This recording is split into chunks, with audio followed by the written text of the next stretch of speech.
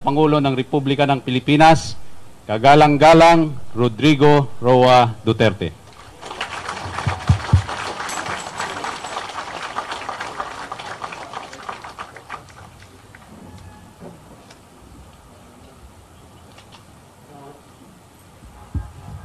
To the officers and men of the Philippine National Police, to the officers and men of the Armed Forces of the Philippines, akong makigsuunan, mga igsuuna akong moro, mayong hapon kaninyong tanan. Would you kindly sit down? Forgot, sorry. Give the tikas pahinga.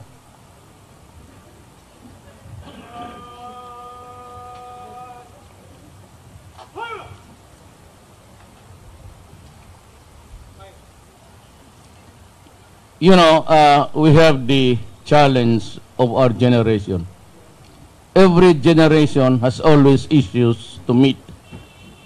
The enormity of the problems and challenges of the country are so great that if I cannot have your cooperation and support, this republic will just wither and wilt. Alam mo, this is the only country, with the exception of Mexico, na yung mga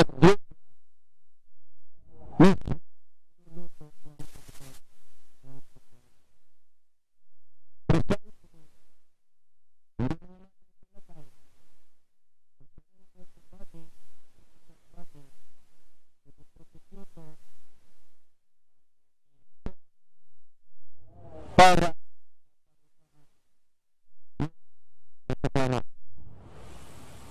at dito lang na may mga tao na napunta sa kulungan precisely for manufacturing shabu at pagdating doon sa loob to manufacture again to plunder the country. Paano? How can you call this government functioning kung ganon ang nangyayari? Kaya ang droga is being directed, the distribution mismo sa loob. And the drug lords are there having their hay time and they are enjoying their stay. They do not need to go out because they can order anything from the outside into the prison to enjoy life. May mga tao na always compromising with the basic fundamentals of life. Alam mo itong mga bleeding hearts, they look at the penal laws as a corrective measures. Kaya sabi nila deterrence. Hindi naman, wala namang na-discourage na pabibili ng shabu. Wa bang po yung discourage mag-kidnap? Wala bang po yung discourage nag-hold up, nag-rape? Nga naman. So it has not deterred.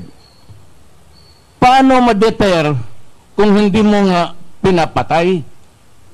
We have 1,000 and they call it deterrence kasi nandyan yung death penalty noon.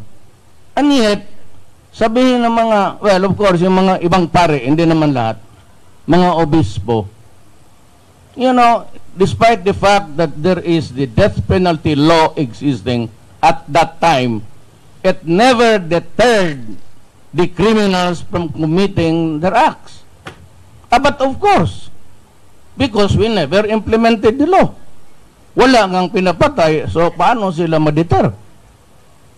Now, the other side of the fundamental principles of criminal law is retribution. Ito, baka sakali matakot ka kasi nandyan yung death penalty. Ito, hindi ka na kailangan matakot. Talagang mamamatay ka, matakot ka o hindi. Because this part of the law says, it is retribution. Magbayad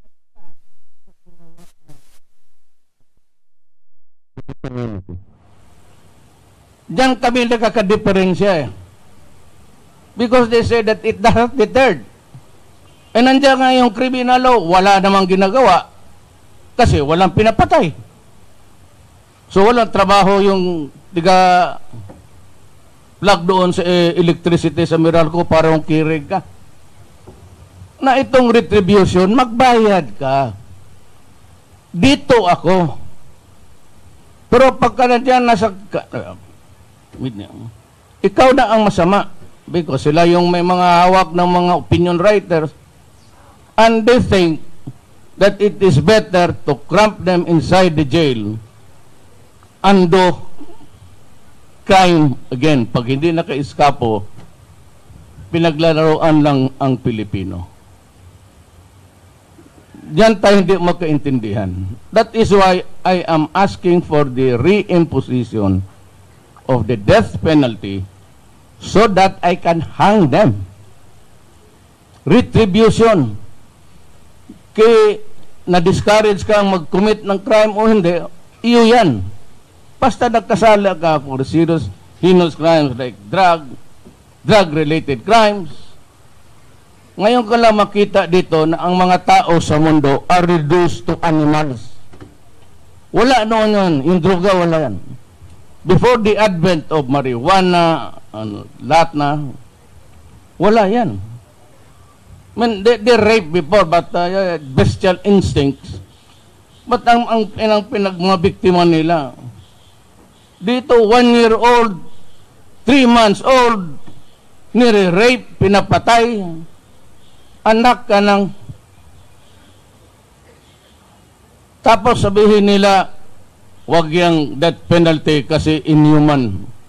Ano pa bang makita po inhuman killing an 18-year-old child, raping her? Because drugs has reduced the human being to the bestial stage. Parang mga animal na. Yan ang hindi naintindihan ng iba. But we in government, ako man, I was a practicing lawyer then, I was used to defend my clients. Pero sa totoo lang yung mga ganon, tapos sabi ko, ayoko. Noon ko ayoko. Then I was a fiscal, I was the very, pinaka-stricto ako. Lalo na yung droga, pati yung drug-related cases. Kasi alam ko wala ng pag-asa tong mga. And that is why I said, you continue. Remember again, because itong press, media are up to slant. Tawag nila yan, slant. Ang imong diretsong sulti ilan ng slant. Or kung sa TV ka, angling. Ang katong imong gisulti, the predicate of what you say is taken away, and is maingong ka, kaning butanga, if it is done, they won't, wala o nila ng if, diretso nila ng imong sulti. That's why I do not respond to questions again, ever, until the end of my term. Kita mo ngayon sa headline, si Manlupig, tignan mo ginawa niya. I never gave any interview. Ang sinabi ko noon, I will only agree during the preliminary stage of this Oslo talks with the Communist Party of the Philippines. Kung dito sa Pilipinas, I will give the leaders, the Tiamson spouses, a free conduct pass outside to allow them to take part in the talks. But there will be no mass release of the NPA sa ating custody ngayon. They will only be released if things go good, fine, then baka sakali, if they are ready to surrender the arms and resume their normal role in the society, mainline, then I might consider with Congress amnesty. Amnesty is given to a group of persons. Pardon, isa-isa lang. Yan ang sinabi ko. Wala akong sinabi na i-release ko lahat. Never said that. Abogado ako, fiscal ako, and yet, dependent to slant story. Sila yan eh. Sila yung mga bunganga, sila yung kanilang laro ito. They would always place you in the bad light. Sa trabaho natin, these are my orders and listen very carefully. Pag nakaikwentro mo ang kriminal, ask him to surrender unless the fight is going on. Or you might want to identify yourself, was just accost him, arestado ka, gobyerno ako. Then, if he chooses to fight, and you think or you feel in your guts that you will die in this fighting, unahan mo na, patayin mo ang kriminal, lalo na ang mga drogista. Ngayon, I'm putting a reward sa pinakamalaki, and you would know it because CDC, is the PDEA chief, magtanong kayo, magkuha kayo ng listahan. It's 5 million. Pag nag-put up siya ng sa buhay ko, 50 million, I will put 60 million. Kill him. Walang no questions asked. Patasaan kami ng presyo. O di sige. If they put up 100 million, I will give you 150. Slaughter them. And I will be happy and I will give you a promotion on the spot. From PO1 to General kaagad. Wa na'y daghang istorya.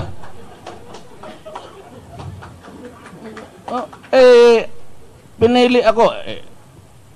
During the campaign, I never hid anything. I said what I wanted to say. Hardliner talaga ako. But you know, sometimes, especially yung intelligence community, yung NICA doon yan, kanilang building ba yan?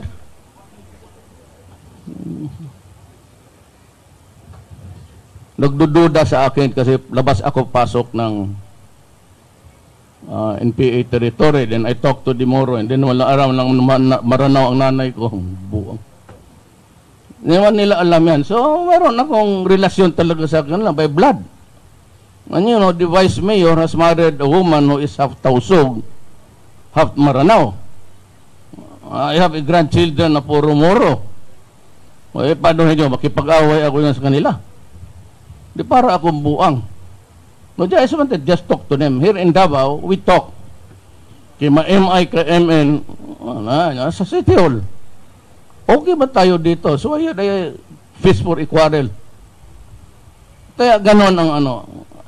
Alam mo, anak lang ako ng mahirap.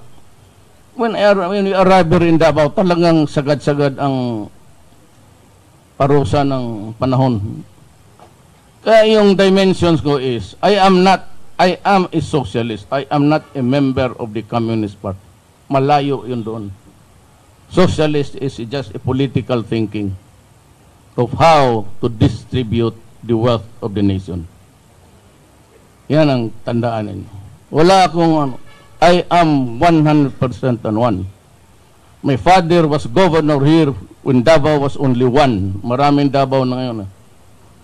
I was a prosecutor of the rebels and the military and the police. Yun lang ang tatlong kaso ko noong piskal ako. And I was fair to everybody. Bakit ako maging komunista? Bakit ako maging doon sa kabila? And why would I dare run for the presidency kung ganun ako ka tingin ko ang pagkatao ko would not, when I am not up to the demands of the presidency. Yan ang kapahirap natin. So, dito sa Mindanao, we have a serious problem. We have a rebellion to France. We are now talking to them. And there are agreement dito sa Davao. Sabi ko sa MIMN, magkaisa na lang kayo, then we will try to sort out we can have a republic that is federal type or whatever arrangement that would address the historical injustice committed against the Moro people. You know why? In 1521, when Magellan landed in Leyte, bringing with him Christianity, Mindanao was already Islam dito, ahead by almost 100 years. Ipinilit lang kasi ng Amerikano pati Espanyol itong Mindanao eh.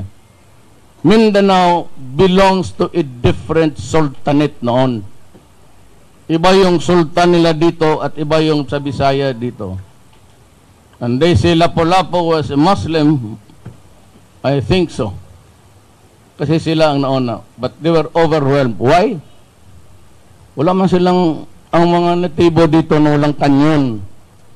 Walang muskets. Those were the rifles of the times. Wala silang gunpowder. And with the might of arms, everybody succumbed. Kaya tayo ganito. Well, most of the Visayas embraced Christianity, but religion is not the issue here. Ngayon, ganito yan. Pag sa trabaho kayo, either the military or the police, just stick to the rules at sabihin mo lang sa akin ang totoo. Kung ano ang nangyari. Do not lie to me. Bahala na ako. If there is an order for you to hunt the drug people and they are killed, I'm sure they will be. You just tell me the truth. Ako na, turo mo na lang. Si Duterte, si Mayor. Siya man ang utos. Ako na ang bahala. Then I will face everybody. Congress, constitutional body, the ombudsman, or whatever. The human rights. Pagka sa trabaho, akin yan. Hindi sa inyo yan. Do not worry. Akin yan. Sabihin mo lang sa akin ang totoo. That is the thing that I would demand from you. Huwag ninyo akong bulahin. Then again, yung salary ninyo by the end of the year, kayo lang ang inuna ko. Police, pati military, dublado. Pamakpak po mo diya. Ha? Oh, why are you not clapping your hands there? Oh, dublado na nga yan. At ganito yan, ha? Wala tayo masyadong pera. Mahirap ang Pilipinas. That's why you have to make this country peaceful. But I will encourage the mayors to help you. Ngayon, may mga mayor dito sa Pilipinas who were elected because of drug money. Ngayon, kung ikaw ang suso ako sa iyo, mayor, I will not assign to you a police of your choice. I will ask Polcom and maybe Congress to amend that law. Gobyerno sa taas, the national government would place them. Alam mo bakit? Ang laro ngayon, maraming mayor, about 30-32, na nandyan sa droga, sila mismo ang naglaro at nanalo. They won the mayorship of their respective towns and cities because of drug money. I will not give them that luxury. Lagyan ko ng chief of police, and this is my order to you. If that idiot mayor resist arrest and fight it out with you, kill him. Huwag ka magpatra. Basta yung mga mayor na nasa listahan na drug money. Ilagay kita dyan, wala kang gawin, maghanap ka ng paraan, mahuli mo yung yawa na yun. Huwag mo akong, well, let's stop, na magbulahad tayo dito, magdrama-drama pa. Ayan, diretsahan tayo. Your job is to guard him, find out the truth again, and if he's arrested and chooses to fight you, kill him.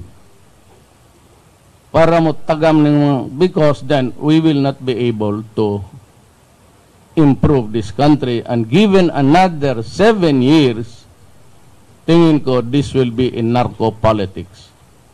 Only the politicians who are into drugs can win elections because they had the money to buy. Yan ang mahirap. So, let us put a stop to this plague, this generation natin. Ikaw, because that is your duty to your children and to your grandchildren. Kailangan gawin mo yan, hindi na para sa atin.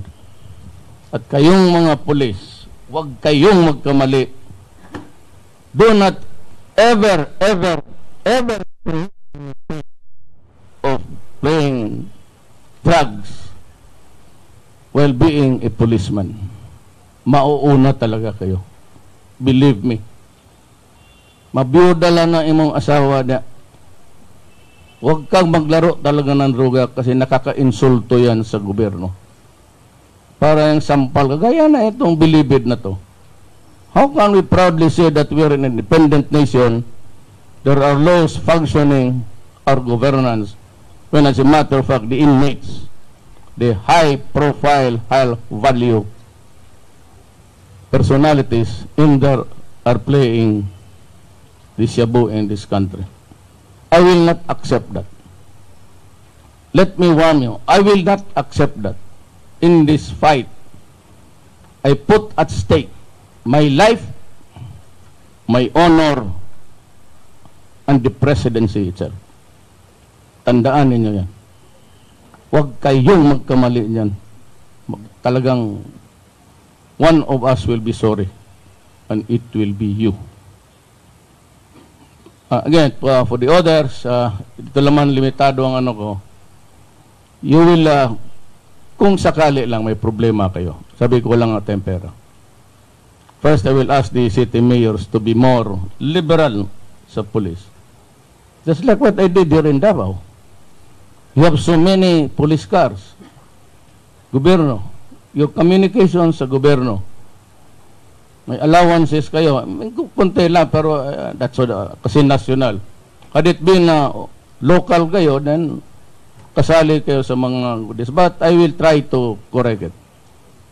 Now, I will put up a fund somewhere na kung yung mga operasyon, panganak,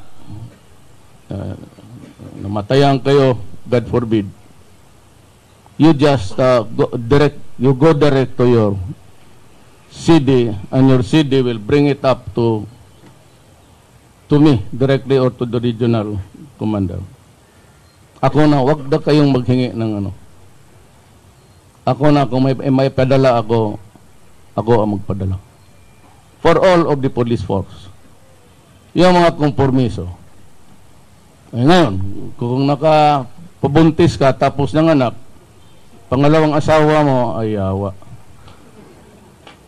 Pareho na taanin duwa. Wag na kayo maghingi dyan sa mga negosyante. Diretso ka na, sir, inform kay Presidente. Or I will ask somebody from this community na may pera, tulungan ninyo. Basta hindi para sa akin, wala akong problema maghingi. I really do not mind. So yun lang ang ano ko sa iyo. Huwag kayong matakot magtrabaho. Huwag kayong takot do not die. You die first, kawawa ka.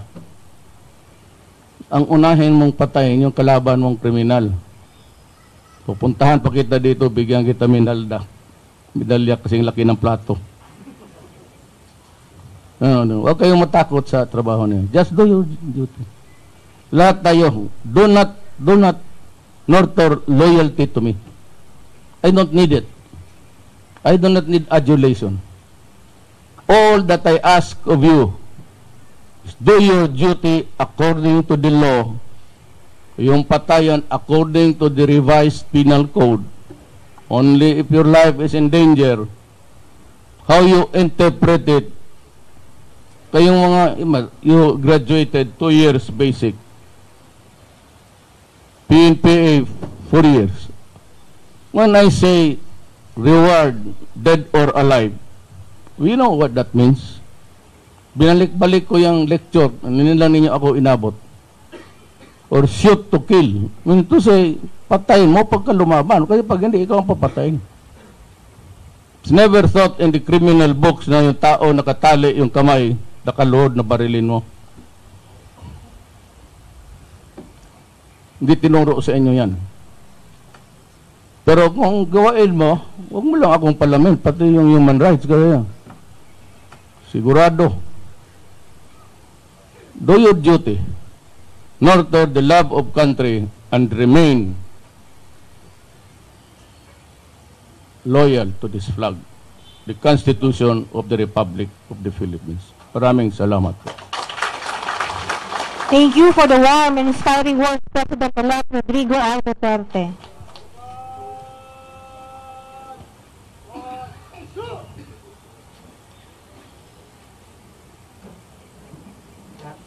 To show Davao City. Sandali, ma, may importante lang ako. We've been trying to relax. Sit down first. We've been trying desperately actually to save the kidnap, mga kababayan kong, kapatid kong Moro. Alam mo, ayaw kong makipag-away with anybody. But there will be a time, ayaw ko lang sabihin kung ano, that I will have to confront Abu Sayyaf. It is not yet forthcoming. Alam ko, pero yung kidnapping nila must stop. It has given us a very bad image. Tikas pahinga, please.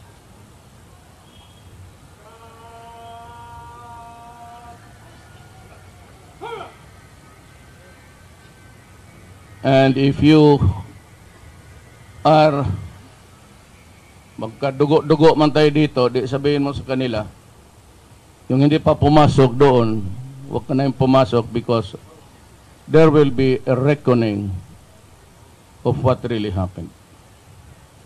Ayaw ko makipag-away, sabi ko, pero kindly, kung wala pa kayo, total, can always give you something. I will pour money muna sa social aspect ng ating mga maestra.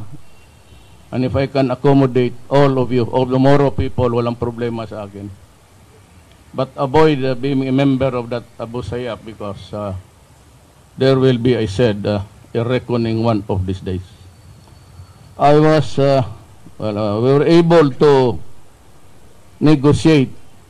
But apparently yung lalaki, yung kidnap na Italian sa Abu Sayyaf, Norwegian, hindi pa raw naka-cross because of the rough seas, I was told. I don't know if this is true, but we were able to negotiate for the release of Marites Flor, yung babae, the 38-year-old Filipina kidnap victim.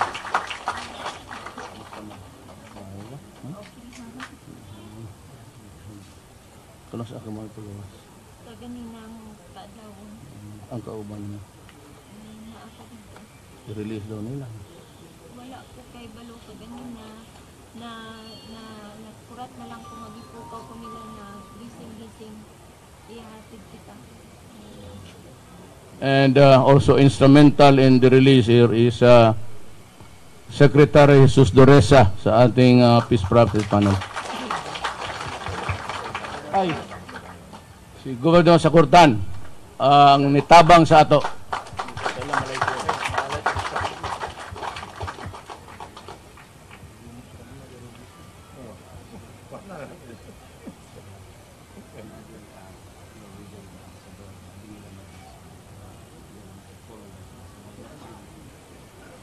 Well, ang Norwegian ambassador kay abigod nilang madala na pero siguro hopefully maluoy Allah basig ma-release na karong any short time. I hope. So niya nga rin matubang ko di na po magdugay because the Norwegian ambassador is there. He wants to talk to me and to the rest. Daghang salamat ha.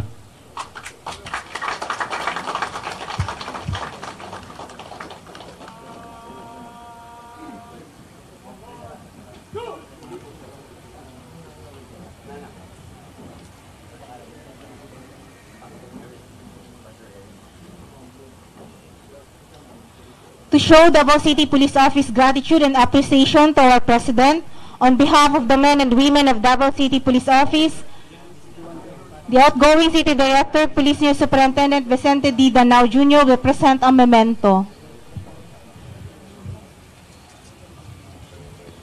Likewise, the Association of Police Officers via Lateral Entry 11 will present a token to our President. To hand over the token is the Police Superintendent Angel B. Sumagaysay.